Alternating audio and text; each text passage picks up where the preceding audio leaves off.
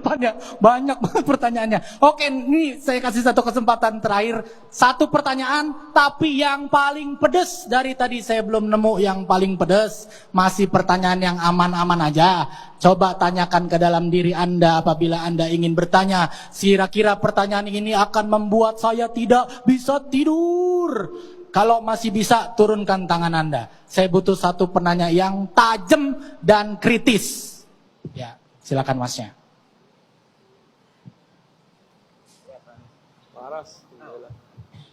Selamat malam Pak Anies, saya Retas. Kalau tadi satu tapi saya izin 3 Pak Anies. Satu mas, satu. Yang pertama, ini soal bargaining. Pak Anies tidak bargaining. Pak Anies tidak memiliki partai politik, tidak memiliki organisasi massa yang cukup besar, dan tidak memiliki kapital yang cukup. Apa bargaining Pak Anies di hadapan para partai politik yang mendukung Pak Anies di masa mendatang, ketika permintaan-permintaan mereka berbeda dengan aspirasi rakyat yang memilih Pak Anies di masa yang mendatang? Yang kedua, cukup mas, satu. Oke. Satu boleh mas. Pak Anies? Yo. Boleh.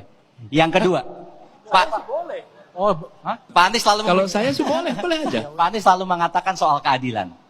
Dan Indonesia punya tujuan untuk menunjukkan keadilan sosial. Apa langkah konkret dari Pak Anies untuk nanti mewujudkan keadilan sosial bagi rakyat Indonesia? Karena sekarang pemerataan itu belum dirasakan oleh banyak penduduk di Indonesia saat ini. Yang terakhir Pak Anies, ini soal mega-mega proyek. Indonesia saat ini memiliki banyak mega proyek yang kalau dilanjutkan bisa jadi membebani APBN kita yang cukup besar, tapi kalau di stop kita sudah keluar cukup banyak, maju kena, mundur kena. Apa yang akan Pak Anies lakukan terhadap mega-mega proyek tersebut secara konkret? Terima kasih Pak Anies. Ya. Bung Retas, ketika saya bertugas di Jakarta, saya pun tidak memiliki partai politik. Dan diusung hanya 2 partai. Kemudian 7 partai lainnya itu tidak mendukung. Apa yang terjadi? Kita susun argumen yang masuk akal, lalu bicara dengan anggota-anggota dewan satu persatu.